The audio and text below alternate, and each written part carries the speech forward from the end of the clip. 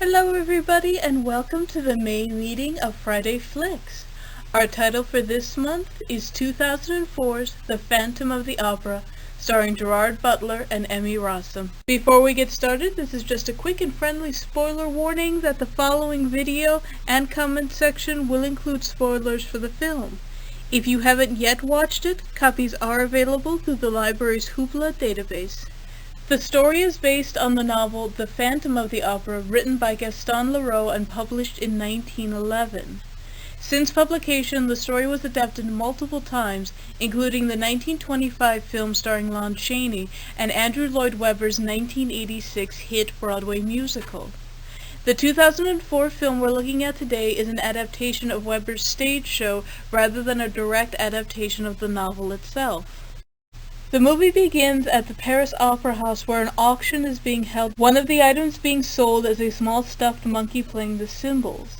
The monkey is purchased by an old man in a wheelchair, and as he claims it, the next item up for bid is brought forward, the chandelier that hung from the opera house's ceiling.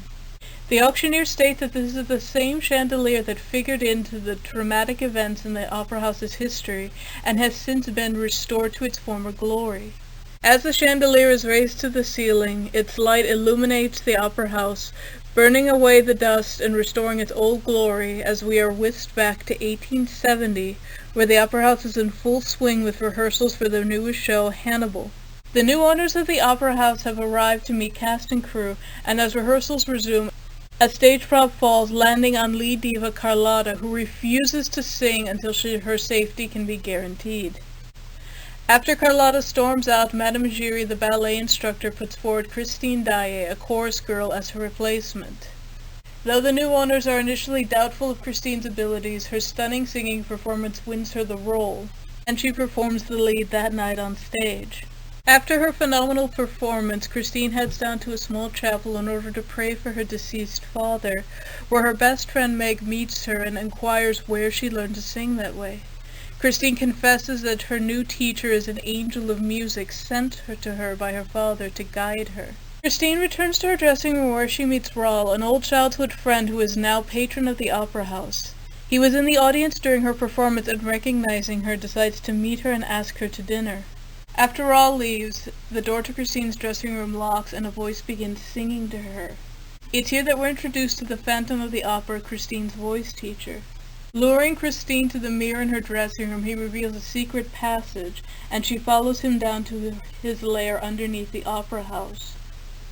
As they arrive at his lair, the Phantom confesses his love for Christine, attempting to convince her to stay with him, to be his, quote, angel of music. When faced with a life-size mannequin of herself dressed in a bridal gown, Christine faints.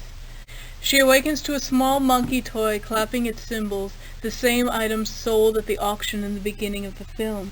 Christine slips up behind the Phantom and takes his mask off, revealing his scarred, damaged face beneath.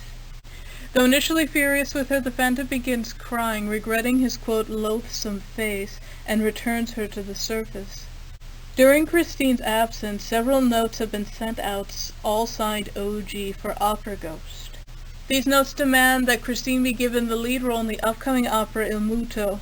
However, the new owners refuse, begging Carlotta to come back, giving in to her every whim until she finally agrees to sing the lead, while Christine is given the role of a silent, mute character. Furious at being disobeyed, the Phantom swaps out Carlotta's throat spray for one that causes her to go hoarse, completely losing her voice. With no other choice, the owners decide now to put Christine in the lead role, having the chorus girls perform a ballet from later on in the opera in order to allow Christine time to change into her costume. While the ballet is being performed, one of the stage crew, Joseph Bouquet, finds the Phantom in the rafters, and after a struggle is hung from the rafters in full view of everyone in the audience. Christine is terrified and runs to the roof of the opera house. Raoul follows her to the roof and comforts her, assuring her that he loves her and will never leave her. The two share a love song, All I Ask of You, and unknown to them, the Phantom overhears everything and is devastated by the fact that Christine is in love with another man. 3 months pass without a word from the Phantom, and the owners of the opera house believe that he is gone for good, holding a masquerade to celebrate. In that time, Christine and Raoul have become engaged, though Christine insists on keeping it a secret. However, the Phantom interrupts the festivities to deliver his new opera Don Juan, along with instructions on exactly how it should be put on. He promises that failure to comply with his instructions will have grave consequences for all involved. Realizing that her ordeal with the Phantom is far from over, Christine visits the graveyard where her father is buried, seeking comfort from his memory and singing "Wishing You Were Somehow Here Again." The Phantom followed her there and attempts to lure her away, but Raoul arrives and in a sword battle defeats him. Christine and Raoul ride off back to the opera house with the Phantom swearing revenge on them both. Raoul and the owners of the opera believe that putting on the performance of Don Juan will be the perfect opportunity to lay a trap for the Phantom finally catching him. Everything hinges on Christine's cooperation, though, and she is terrified that if she takes part in the trap, the Phantom will capture her again, this time never letting her go. Raoul assures her that she will be protected, and Christine reluctantly agrees to perform in the opera. As Christine sings on stage, the Phantom kills the actor who had been playing Don Juan and takes his place. The two share a passionate duet, the point of no return, before Christine takes his mask off, revealing his face to the audience. The Phantom is prepared, though, and grabbing Christine, takes her down to his underground lair. He causes the chandelier to crash from the ceiling into the theater, creating a fire and mass chaos to cover his tracks. Desperate to save Christine, Raoul enlists the help of Madame Giry, who admits to having known the Phantom when she was a young girl, saving him from a traveling freak show and bringing him to the opera house. When Raoul arrives, he and the Phantom battle, and he is quickly tied up with a noose around his neck. The Phantom offers Christine a choice. If she chooses to stay with the Phantom, then Raoul will be released. However, if she chooses to leave, the price for her freedom will be Raoul's life. Christine agrees to stay with the Phantom in order to save Raoul and even kisses him, but the Phantom realizes that she is staying with him more out of fear than love, and his actions have destroyed any chance at happiness they might have had. Selflessly, he sets both Christine and Raoul free, and begins destroying his lair as they depart, slipping out through a secret passage before an angry mob arrives, bent on destroying him for the chaos he caused. The movie switches back to the present day and is revealed that the elderly gentleman in the wheelchair who bought the small cymbal-playing monkey is actually Raoul.